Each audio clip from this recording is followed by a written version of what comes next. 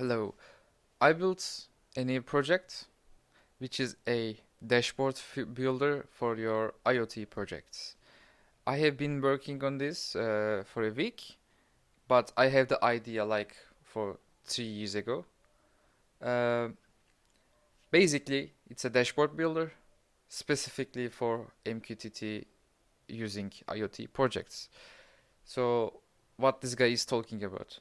I have been working with hardware and sensor stuff from my high school years, and I work with Arduino, ESP, multiple sensors. I learned the protocols, and then later on, I learned the dashboard building side. Uh, I am doing it in a hobbyist level. I am not doing the enterprise level solutions, but I had a chance to work with people who work in that industry. The one thing I noticed is the dashboard building part is hard for most of the people, even the firmware coding guys. They do hardware level coding, but most of the time I noticed they are not having good experience building dashboard. So to fix it, I built something super basic and super simple to use, even for non-technical people. You just need to know the terms, and they are easy to understand. Basically, uh, the reason behind the dashboards is we have systems that produce data, and we need to give this data a meaning, a human understandable meaning, and that's why we use dashboards.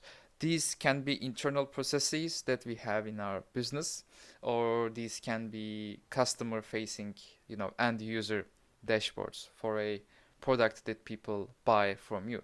Like an air conditioner you want to give it a dashboard so they can see the performance of the device, maybe.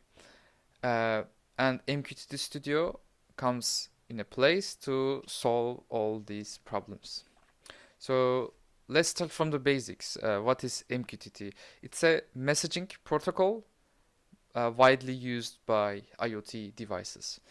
Basically, in the MQTT, we have multiple channels, and there are message producing clients and there are listening clients, basically. So there are clients producing data and publishes it to the channel, and there are listeners clients, they listens to the channel messages. For example, we have a system like this I have here. I will explain it in a moment.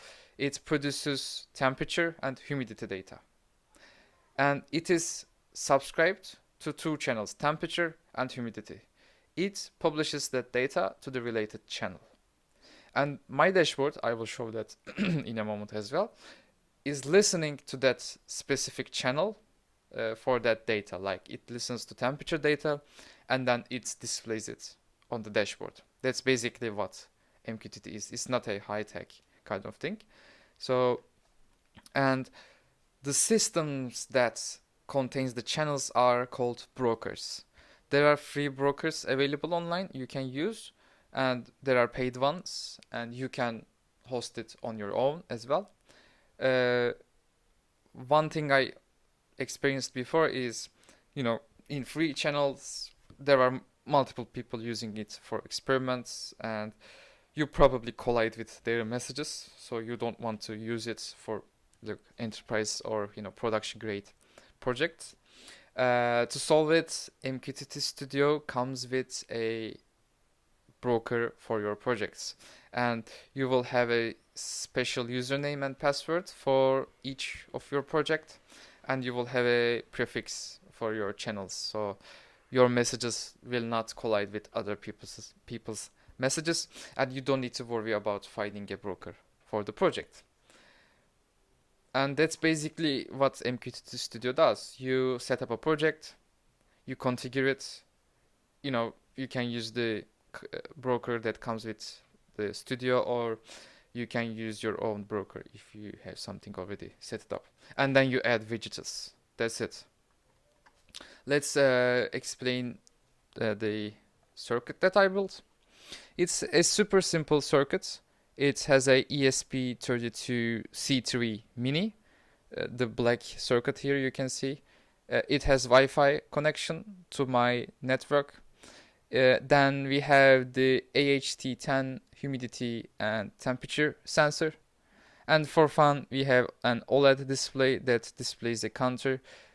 It's a yellow OLED, and currently it's not picking the value correctly. It's printed 19 currently. I connected it to my Wi-Fi and the broker in my dashboard. Let me show you the dashboard. So it is here. We have temperature, humidity, and the counter. As you can see, there is a chart as well for temperature and humidity. I am running this for a good while, and I will keep it running for public demonstration. Yeah, the values we see here are live values. So let me like touch to the sensor, or we expect the value to go up.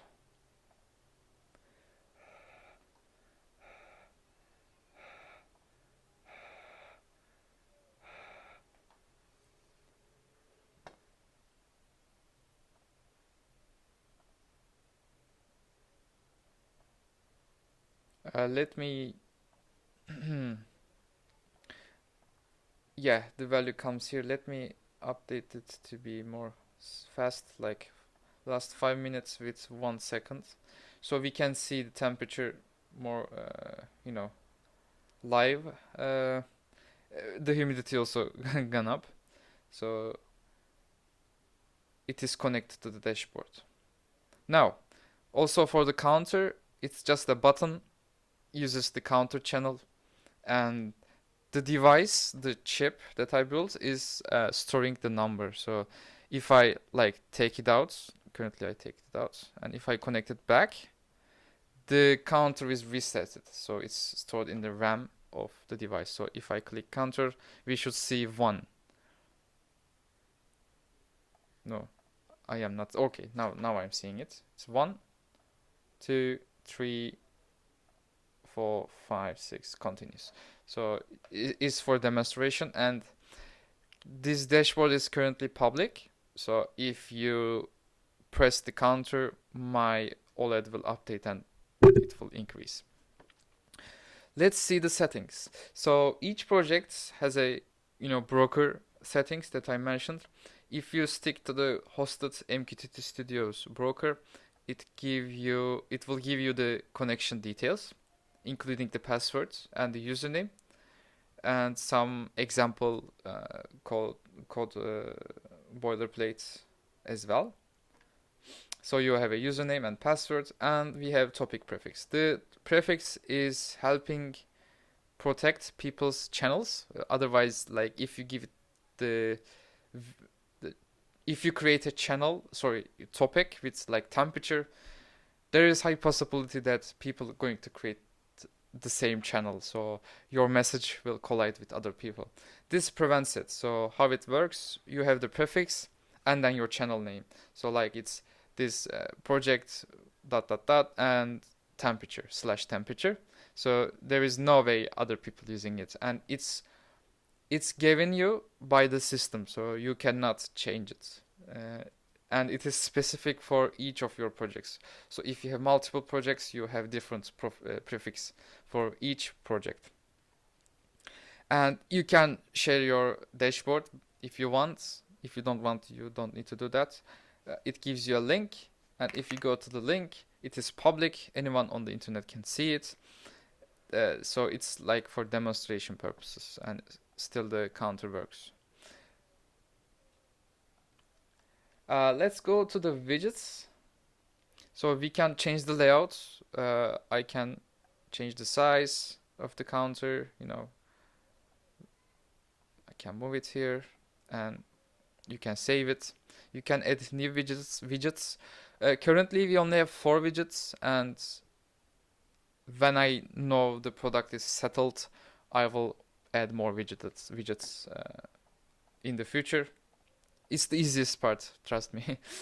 We have value display, the temperature one, as you can see, or the counter one. And we have line charts on the bottom left, you can see. We have status LED indicator, and we have button like this. And it asks for title. This is the one you see, like temperature counter on the widgets. And this is the important one, published to topic. The topic is, again, we have our prefix here, and you have your like temperature. So this becomes your topic, and this widget listens to that topic, and it's like temp2, and it prints that value, basically just listening to that channel. Button, on the other hand, is a special widget. It is sending data to the channel. So in this example, we can subscribe to temperature as well. And payload to send is the data we are sending to the channel. We can send like 10 is the temperature, and temperature override.